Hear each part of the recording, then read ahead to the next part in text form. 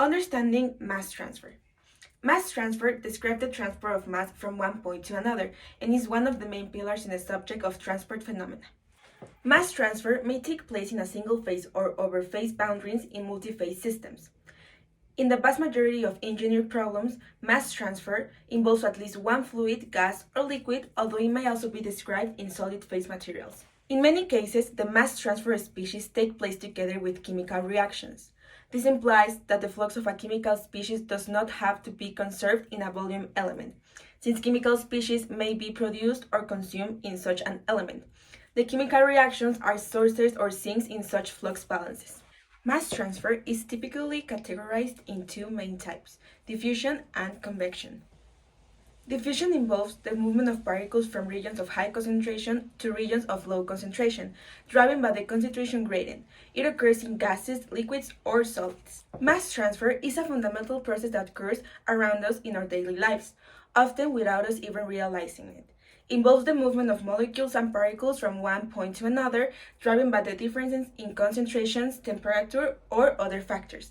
Let's explore some common examples of mass transfer that we encounter in our day-to-day activities, from the scent of your perfume filling a room to the flavor influencing in our favorite dishes. Let's dive into a fully explained example of mass transfer. The example is the scent perfume diffusion in a room. Imagine you walk into a room where someone has just sprayed perfume. As you enter, you immediately notice the pleasant scent filling the air. But have you ever wondered how the scent spreads throughout the entire room? Initially, the concentration of perfume molecules is higher near the location where the perfume has been sprayed. This means that there's a lot of perfume molecules close together in that area.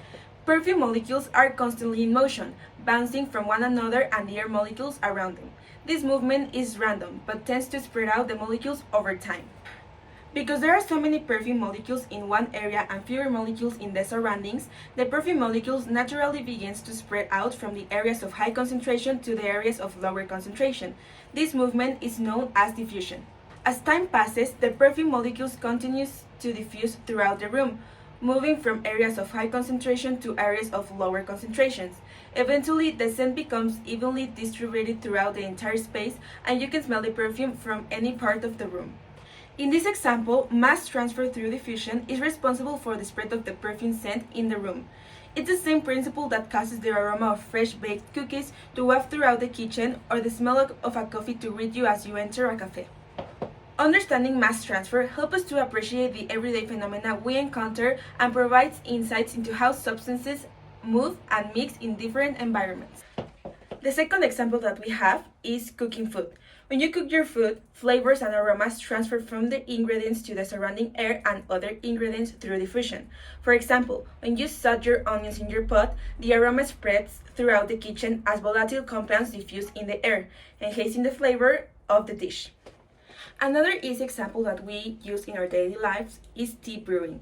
When you steep the tea leaf into hot water, the soluble compounds in the tea leaves transfer from the leaves of the water through diffusion. This process extracts the flavor, colors, and nutrients from the tea leaves, creating a flavorful beverage. The last example that we are gonna explore here is the paint drying. When you apply the paint to the surface, the liquid paint undergoes drying, which involves the transfer of volatile solvents from the paint to the air through evaporation.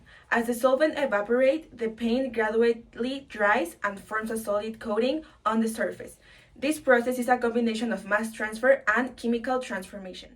In conclusion, understanding and studying mass transfer is crucial for various fields of science and engineering, as it underpins many natural and industrial processes, from essential biological functions like breathing and nutrient absorption in cells to technological advancements in chemical processing and environmental control.